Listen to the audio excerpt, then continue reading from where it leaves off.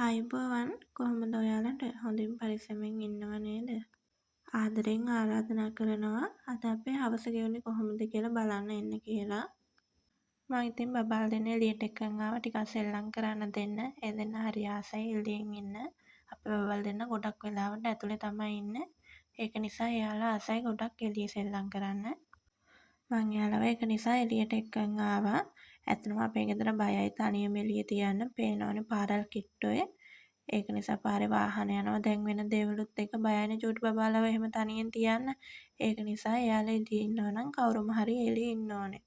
අපේ චූටි කාලේ තරම්ම දෙන්න බැරි වුණත් මං උපරිම උත්සාහ කරනවා මගේ බබාලා දෙන්නට එයාලගේ චූටි කාලේ මේ ස්වභාව දහමත් එක්ක චූටි කාලේ ඒ විදිහට විඳින්න දෙන්න. එයාලා දවසක ලොකු වුණ කාලෙක එයාලට මේ දේවල් වල සතුටු වෙන දේවල් අපි මතක එකතු කරලා තියන්න ඕනේ දෙමව්පියෝ විදිහට. ඒක අපේ යුතුකමක් සහ වගකීමක් වෙනවා. දැන් වැස්සකුත් එන්න වගේ තියෙන්නේ. ඒ වුණාට එයාලට නම් ඒක ගාණක් නෑ. ඒ දෙන්නේ එයාලගේ පාඩුවේ සෙල්ලම් කරනවා. මං ඉතින් බලන් ඉන්නවා එයාලා දෙන්නගේ දිහා. අපේ ගෙදර මිදුලේ ඉඩ පොඩ්ඩයි තියෙන්නේ. පේනවනේ පාරක් කිට්ටුව නිසා ඉඩ පොඩ්ඩයි තියෙන්නේ. ඒ ඉඩ පොඩ්ඩේ තමයි ඒ දෙන්න සෙල්ලම් කරන්න තියෙන්නේ. ওই චූටි දෝනිගේ කකුලේ කූඹියෙක් කාලා ඒක මට පෙන්නනවා බලන්නලු. එයාට රිදෙනවලු. ඒ ඇසට කැමරාව දැක්කම බායි කියලා කියන මතක් වෙනවා. ඒක මට පෙන්න ඉන්නවා. මේ අපේ වත්තේම කෙසෙල් කැනක් ඉදලා තිබුණා ගහේම. ඒක තාත්තා කපලා තිබුණා. මං ඒක ඇතුලෙන් ගෙනලා තිබ්බා. බබාලට කන්න දෙන්න ඕන නිසා. ඉතින් බබාලා සෙල්ලම් කරලා වුණාට පස්සේ මං ඉක්මනට ඒ දෙන්නව එක්කන් ගෙට ආවා. රෑ වෙනකල් උයා ගන්න ඕනේ. රෑ වුණාම කරදරයි බබාලත් එක්ක උයා ගන්න එක. ඒක නිසා මං වෙලාසෙනෙම උයා ගන්නවා. ගොඩක් දෙනෙක් මගෙන් අහන දෙයක් තමයි ඔයා කොහොමද බබාලත් එක්ක වැඩ කරගන්නේ? කොහොමද බබාලා බලා ගන්න ගමන් ගෙදර වැඩ කරන්නේ? එක වයසක චූටි බබාල් දෙන්නෙක් කොහොමද කන්ට්‍රෝල් කරන්නේ? ඒ වගේ ගොඩක් ප්‍රශ්න තියෙනවා අපේ කට්ටියට. මෙහෙමයි මං ඉතින් ගොඩක් වෙලාවටම ටයිම් තමයි මැනේජ් කරගන්නේ. බබාලත් එක්ක මම ලොකු වැඩ දාගන්නේ නෑ. එයාලත් එක්ක කරන්න පුළුවන් වැඩ ටික තමයි කරන්නේ. එයාලා නිදාගත්ත වෙලාවට වගේ තමයි අමාරු වැඩ ටික කරන්නේ. මගේ බබාල් දෙන්නත් එහෙම ලොකු වදයක් නෑ. මං එයාලා දෙන්නත් තියාගෙන කරන්න පුළුවන් තරම් වැඩ ටික තමයි කරගන්නේ. ලොකු වැඩ හස්බන්ඩ් ඇවිල්ලා කරලා දෙනවා. බලන්නකෝ ඉතින් මං උයන වෙලාවේ එයාලත් වෙනම උයනවා. මං උයන දේවල් එයාලටත් උයන්න දෙන්න ඕනේ. ඒ දෙන්නන් ළඟ තියාගෙනම තමයි මං හැම වැඩක්ම කරගන්නේ. ඇත්තටම මං ගොඩක් වෙලාවට එහෙම කුස්සියටම වෙලා ඉන්න කැමති නෑ. මං උයන දේවල් උනත් වේල් දෙකකට වගේ තමයි කෑම හදාගන්නේ. එතකොට මට ලේසියිනේ. අද රෑට මං හදන්න හැදුවේ කොළ මැල්ලමක්. මයියොක්ක කොළ මැල්ලමක් තිබ්බටු එහෙම දාලා. ඒක තමයි හදන්න මං ඔය ලේස්ති කරගෙන ඉන්නේ. ඒකට අවශ්‍ය දේවල් තිබ්බට ලූණු, සුදු ලූණු, කොච්චේ ඒ වගේ අවශ්‍ය දේවල් ටිකක් ලේස්ති කරගත්තා. එහෙම අවශ්‍ය දේවල් ටික ලේස්ති කරගත්තාම මට ලේසියි. ඉක්මනට උයා ගන්න පුළුවන්නේ. ඉක්මනින් කොළ එකත් වංගෙඩියට දාලා කොටලා ඉවර කරගත්තා. මේ තියෙන කොළ එක කොටලා ඉවර වුණාට පස්සේ පෙනුමත් ලස්සනයි ඉතින් චුට්ටක්. දැන් ඔන්න ලිපෙන් තිබ්බා. මේ විදිහට මඤ්ඤොක්ක කොළ මැල්ලුම් හැදුවම මාර රසයි. මං හරි ආසයි අපේ අම්මගේ එහෙම කෑම කන්න. දැන් ඉතින් අම්මා නැති නිසා මං තමයි හදාගෙන කන්නේ. මේ ඉතින් මැල්ලුම හැදුනට පස්සේ බලන්නකො ටිකක් ලස්සනයි ඉතින්. තව මම හදාගත්තා ඒකට අලවලට ගෝව දාලා වෑංජනයක් තමයි හදාගත්තේ. ඒක තමයි මං ඔය ඉක්මනට කපා ගත්තේ. මට ලේසියි කලින් මෙලවලු ටික හදලා තියාගත්තම ඒ ටිකත් ඉක්මනට කපලා හට්ටියට දාගන්න තමයි හදන්නේ මම. ඒ අතරේ දෝනිලා දෙන්න පහල සෙල්ලම් කරනවා. සෙල්ලම් කරන අතරේ තමයි මං හැමදේම කරගන්නේ. ඉක්මනට කපා ගත්තා. ඔය මං කැපුවට බබාල් දෙන්නත් ඔය ඉල්ලනවා මගෙන් එයාලටත් කපන්න ඕන කියලා. එයාලට එහෙම කපන්න දෙන්න බෑනේ. මම ඒක තමයි ඔය කියන්නේ එයාලට බලන් ඉන්න මං කරන්නම් කියලා. ඇත්තටම අපේ බබාලා චූටි කාලේ ඉඳලම අපේ ගෙදර එහෙම උදව් කරන්න කියලා එහෙම විශේෂ කෙනෙක් නෑ. තනියම හස්බන්ඩ්ුයි මමයි තමයි කරගත්තේ හැමදේම. හස්බන්ඩ්ුත් වැඩට ගියාට පස්සේ දැන් මම තමයි බබාලත් බලාගෙන හැමදේම කරගන්නේ. චුට්ටක් අමාරුයි ඉතින්. ඒ වුණාට එහෙම අමාරුයි කියලා අතහරින්න බෑනේ කොහොම හරි හැමදේම කරගන්න ඕනේ. අපේ දේවල් වලට කාටවත් දොස් කියලා වැඩකුත් නෑනේ. ඒක නිසා අපිම මේ දේවල් කරගන්න ඕනේ. මගේ වැඩ මම කරගන්න එක ඇත්තටම මට සතුටුයි. එතකොට ඒක වැරදි අඩුපාඩු දකින්න මං කරන දේවල් වල එක දේවල් හොයන්න කවුරුත් නැති නිසා මගේ දේවල් මම කරගන්න එක මට හරි සතුටුයි. ඒකට උපරිම නිදහස මගේ හස්බන්ඩ් මට දීලා තියෙන්නේ. ඇත්තටම ඒකට මං එයාට තෑන්ක්ස් කරන්න ඕනේ. හැමදේම මමම කරගන්න නිසා ඉතින් බබාලත් එක්ක වැඩ කරගන්න මට හරි ලේසියි. ඒක මට දැන් පුරුදු වෙලා. ඒක නිසා මට ඉතින් වැඩි ප්‍රශ්නයක් නෑ. ගොඩක් අය එහෙම ඇහුවට ඒක මට කරදරයක් කියලා එහෙම හිතෙන්නේ නෑ. අපි අපේ දේවල් වලදී කාගෙන්වත් උදව් බලාපොරොත්තු නොවී ජීවත් වෙනකොට අපේ හිත හරි සැනසීමයි. ඒතකොට කාත් එක්කවත් ප්‍රශ්නකුත් නැහැ. හැමෝමත් එක්ක හිත සතුටින් ඉන්නත් පුළුවන්. මං ඇත්තටම මගේ වැඩ කරගන්න සැහැල්ලුවෙන් ඉන්න. ඇත්තටම මං එහෙම තමයි. කා ගැනවත් එහෙම හිතන්න යන්නේ නැහැ. ඒක මට ඇත්තටම හරි සැනසීමක්. මට පුළුවන් විදියට හැමදේම මම තනියම කරගන්නවා. මගේ වීඩියෝ බලන අයට මම කියන්නේ තමන්ගේ දේවල් තමන්ම කරගන්න. ඒක කවුරුත් කරලා දෙනකන් අරය කරන්න ඕන, මෙයා කරන්න ඕන එහෙම කියලා හිත ඉන්න එපා.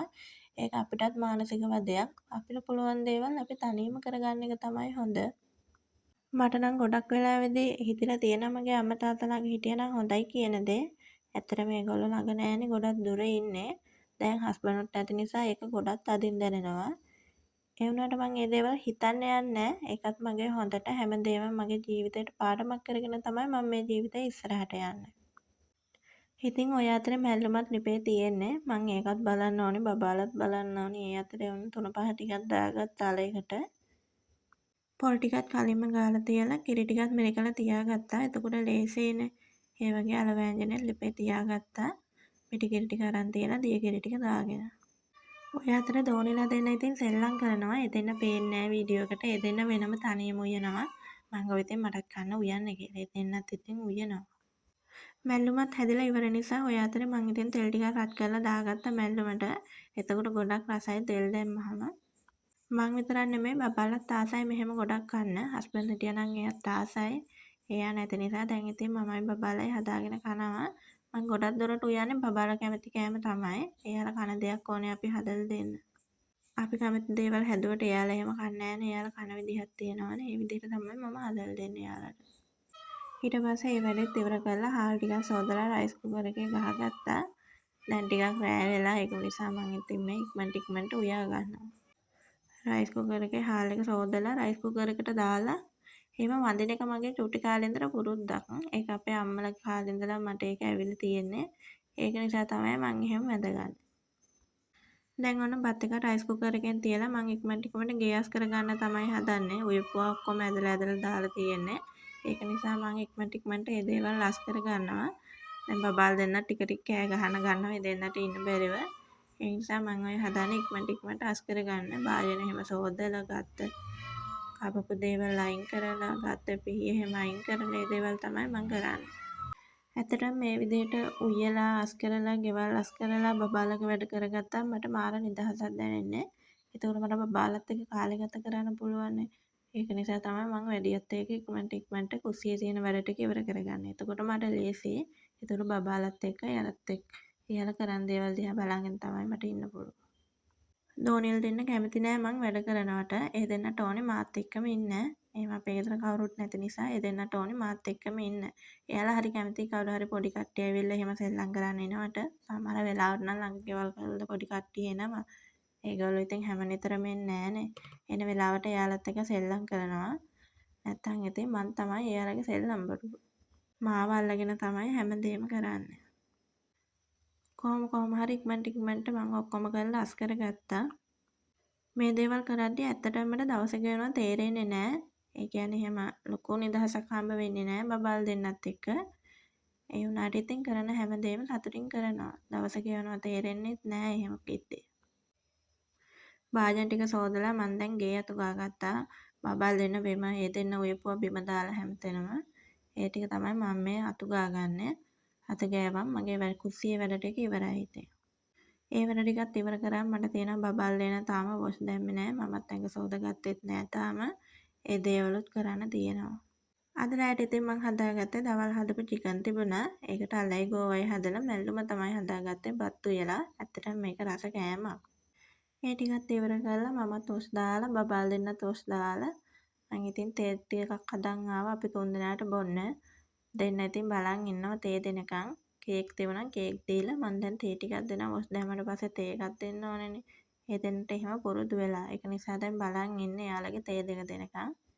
මාත් ඉතින් ඒ දෙන්නත් තේ දීලා තේ ටිකක් බිව්වා. ඇත්තටම මෙහෙම බබල් දෙන්නත් බලාගෙන තනියම වැඩ ටික කරගෙන මේ ගෙවන ජීවිතේ හරි සැහැල්ලුවේ ප්‍රශ්න අඩුවේ. ඒකට මං හරි කැමතියි. මේ ජීවිතේට මං හරි ආදරේ. මම මේ දේවල් කවදම හරි දවසක මේ දේවල් දිහා බලද්දී ආයෙත් හැරිලා බලද්දී මට සතුටු වෙන්න පුළුවන්. මොකද මම මේ හැමදේම තනියම කරගන්නේ. කාටවත් බරක් නොවේ, කාටවත් වදයක් නොවේ. මට පුළුවන් උපරිමයෙන් මම බබාල් දෙන්නත් බලාගෙන මමත් සතුටින් ජීවත් වෙනවා. මේකේ ක්‍රෙඩිට් එක ගොඩක් යන්න ඕනේ මගේ හස්බන්ඩ්ට. එයා මට මෙහෙම ජීවිතේ ගෙවන්න හදලා දුන්න නිසා තමයි මම මෙහෙම සතුටින් ජීවත් වෙන්නේ. ඉතින් ජීවිතේ ගොඩක් අමාරු කාල එනවා. අපිත් ගොඩක් අමාරු කාල පහු කරා පහුගිය කාලෙදී. හැබැයි දැන් මේ දේවල් වලින් ටික ටික නිදහස හම්බ වෙලා අපේ ජීවිතවලට සතුට ඇවිල්ලා තමයි තියෙන්නේ.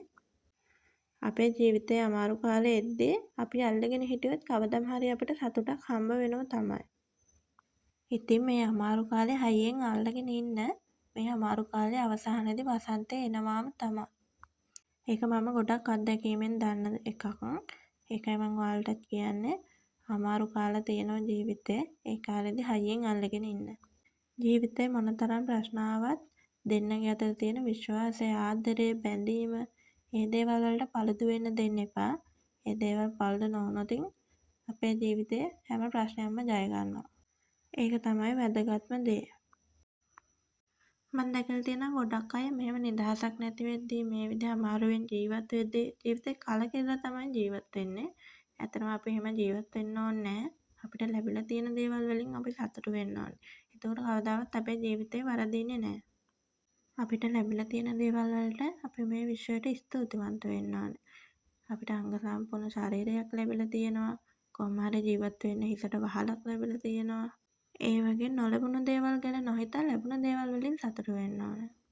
මේ තමයි මගේ ජීවිතය. මේ ජීවිතේට මං හරි ආදරේ. ඒ වගේම මගේ බබාල් දෙන්නටත් හරි ආදරේ. මගේ හස්බන්ඩ්ටත් මම හරි ආදරේ.